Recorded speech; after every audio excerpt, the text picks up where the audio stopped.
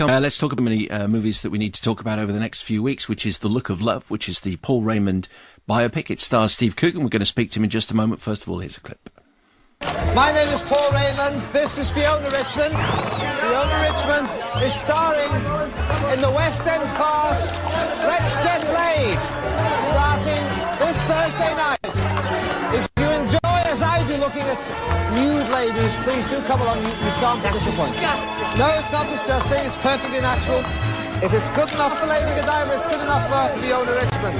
That's enough now. Enough fun. Get off. Sorry, everyone. You've had your laughs. That was a clip from The Look of Love. Pleased to say we've been joined by its star, who is Steve Coogan. Steve, hello, good afternoon. Good afternoon. How are you? I'm very well. Very well, yes. You're on posters everywhere, and you look extraordinary. Well, I look different. I've got a moustache, and although it is my hair, well, it was my hair. My hair was long and blonde for a while, but as soon as the film was over, I chopped it all off. I did assume that there were various hair pieces being made and wigs. So that's all your own work? No. It's if you really want the wig detail, I started off with very short hair. That was a wig. I had slightly longer dark hair in the 60s. That was a wig. I had very long blonde hair in the 70s. That was my hair. And I continued to have long hair that went a bit greyer. That was still my hair, and then the film ended. That's an interesting way of telling the story of Paul Raymond via his hair. So The Look of Love is the movie. It's the story of Paul Raymond. It's the fourth time you've worked with Michael Winterbottom. Just tell us the story that you're telling us in this tale, please, Steve. Well, it's the story of Paul Raymond, who was. Without wanting to be too reductive about him, as his grandchildren are still around and very helpful with the film, but Paul Raymond was a northern working-class lad, or lower-middle-class lad, who sort of avoided school and study and came down to London, became a bit of a spiv in the post-war years of austerity that's sort of sounding more and more familiar these days, and sort of wheedled his way into a position where he started doing a sort of vaudeville act, where he was a memory man who sort of where he bought a memory act off an old vaudevillian and had a glamorous assistant, and then one day I had the brilliant idea of asking his glamorous assistant to take all her clothes off, and suddenly he had a eureka moment and realised that men quite liked this, and so that became his sort of raison d'etre, really, and then he sort of went from there to sort of opening these sort of famous clubs and these magazines that were full of nudity and by today's standards, I have to say, appear rather quaint looking back.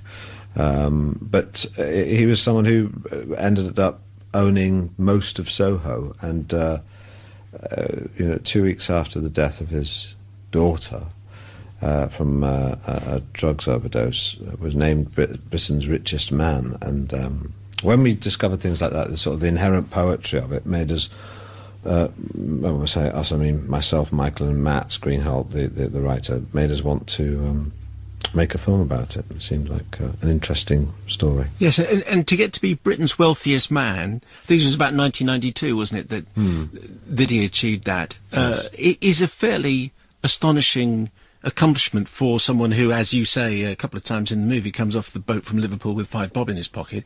Was it because he was a great entrepreneur, a great showman, property developer, pornographer? I don't know, was it a combination of all those? What was it that made him so extraordinarily successful? Well, I think he was the right place at the right time, and not being encumbered by any British notions of decency, whether they're good or bad. I think he just gave people what they want, and depending on your point of view, that can be both good and bad. But in a strange way, it's a very Thatcherite success story, because he was someone who was driven by the bottom line, by business, and but the manner of his business being nudity and sex, something that sort of perhaps wouldn't have been something that appealed to the stalwart Thatcherite supporters. No, I know and love. Yes, I can't quite imagine Mrs. T or any of her followers there, particularly in any of the clubs which are revealed in your film. But they wouldn't admit to it. Okay. Yes, fair enough. And the other people who might have had a problem, may still have a problem, would be arguments from the feminist side. Were you tempted at all to make any statements about gender politics? I think if you start being polemical and wagging your finger going, oh, isn't it awful the way he treated women, you end up sort of patronising your audience. It's not about that, it's about depicting a man, and if you start saying it was, this was good but that was bad, you show it all in all its, you try to be honest with a story and make it interesting. And within that character and within the story, you'll find both good and bad. And as I say, if you're a feminist, you might find that you think, well, he was on the wrong side of that argument because he was exploiting women. But if you're someone who loves the sororious nature of people like Mary Whitehouse, you'll think he was on the right side of that argument. So it's all, in particular.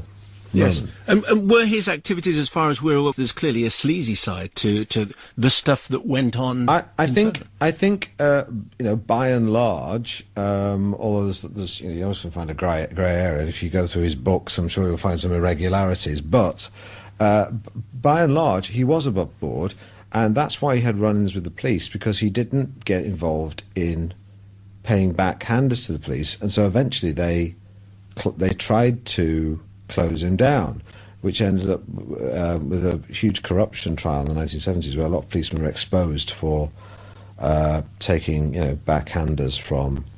Surprise, surprise, that there are some corrupt policemen taking backhanders. That's how unfamiliar is that? Anyway, at the time that they were exposed and served time in prison, but it was only because he decided to meet them head on in the courts rather than roll over and pay the money.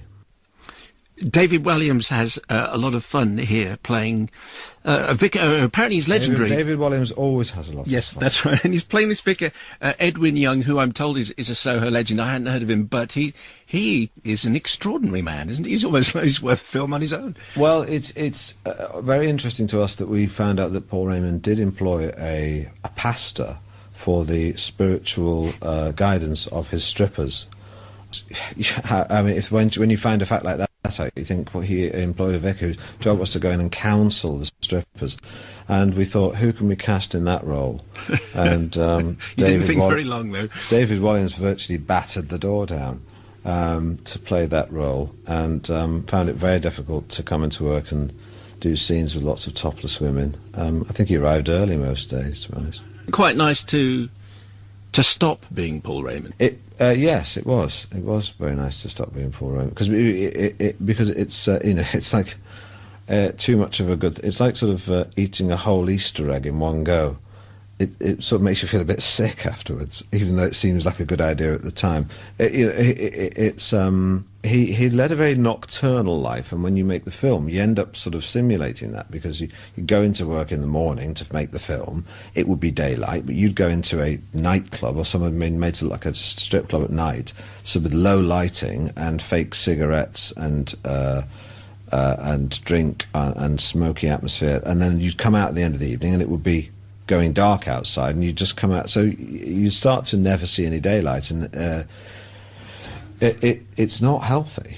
At the end of filming, I just wanted to go for a walk in the hills and sort of breathe in some clean air and not see and counter the effect of hundreds of naked women by looking at middle-aged women in hiking gear. But he's also not happy at the end, is he? I mean, he's not a happy man. No, he's not. And it's sort of, we tried to avoid actually doing a morality tale, whereas, if you mess about with nude women and porn, then you'll end up being very, very sad and depressed. But that's actually what happens. That's what inevitably we sort of you arrive at. But what we did try to do is to show that we didn't want to do a finger-wagging morality exercise. What we also wanted to show was that in the midst of it, in these transient moments, there's this glorious, enjoyable, sort of visceral, colourful world that that he occupied. That has this appeal, but it's very transient, of course. And the tragedy is is not being able to distinguish between sex and love, because they're different. Yeah. The Alan Partridge film arrives in cinemas, I think, in the summer. Is that right? Is there anything you can tell us about that? And how did the filming of that coincide with the filming of the Paul Raymond movie? There's no nudity in the Alan Partridge film. Sorry to have to tell you. I think I'm quite reassured by that. Quite reassured. Oh, that's actually a lie, actually. You do see my bottom, well, not mine, Alan's, but on loan from me. Is it a stunt bottom? It's not. It's my real. It's not. Yeah. No, it's not. It's not. It's not a selling point. So I'm not. I'm just scrolling back. Do we actually see your bottom in The Look of Love? I think you do. Yes. Oh, do we? Yeah, you do. That's quite enough. It was. It was better lit in The Look of Love. In the Alan Partridge, it's very harsh lighting. It's not attractive at all. But what can I say about the Alan Partridge film? Well, it's finished and we're editing it, and I think it's very funny. But that's just me, it's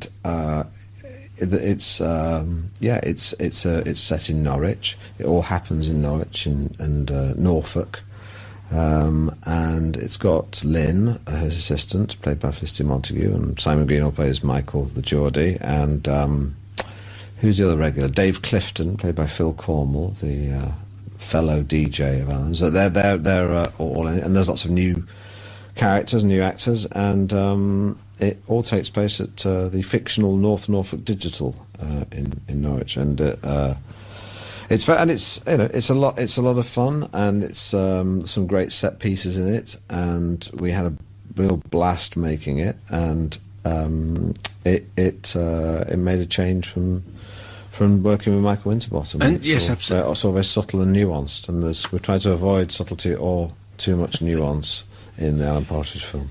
Steve, we thank you very much indeed. Look of Love comes out on the 26th of April. We appreciate you speaking to us. Thank you very much. Thanks, Simon. Steve Coogan, who's speaking to us a couple of days ago, and the movie comes, and you haven't seen it yet, Mark, but no. Are you looking forward to? Do you look forward to a Steve Coogan movie? As he's mentioned, the Michael Winterbottom connection is very strong with him. 24-Hour Party People, Cock and Bull Story, and so on. And clearly, they work well together. And he took this idea to Michael Winterbottom. Yeah, no, I am looking forward to it. I met Matt Greenhouse, the writer, some time ago at the Joy Division thing, and he said he was doing this. I said, I interviewed Paul Raymond. Let me tell you everything I know about him, and as far as I can tell, none of that has featured in any way in the film. Earlier on, we were talking. We had an email from a listener. They'd sat down as a family to watch The Iron Lady. Mm-hmm.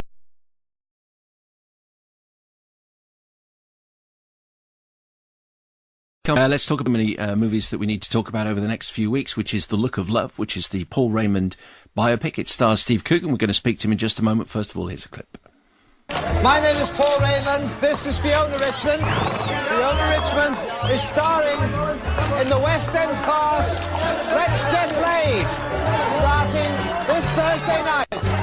If you enjoy it... It's the movie. It's the story of Paul Raymond. It's the fourth time you've worked with Michael Winterbottom. Just tell us the story that you're telling us in this tale, please, Steve. Well, it's the story of Paul Raymond, who was, without wanting to be too reductive about him, as his grandchildren are still around and very helpful with the film, but Paul Raymond was a... Besides you looking at nude ladies, please do come along. You shan't be disappointed.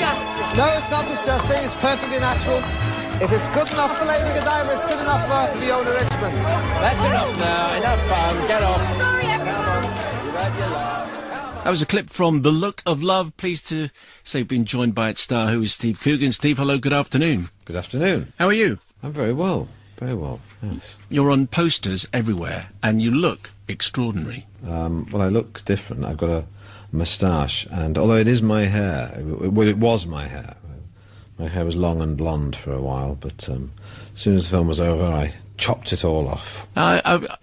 I did assume that there were various hair pieces being made and wigs. So that's all your own work? No. It's if you really want the wig detail, I started off with very short hair. That was a wig. I had slightly longer dark hair in the 60s. That was a wig. I had very long blonde hair in the 70s. That was my hair. And I continued to have long hair that went a bit greyer. That was still my hair, and then the film ended. That's an interesting way of telling the story of Paul Raymond via his hair. So The Look of Love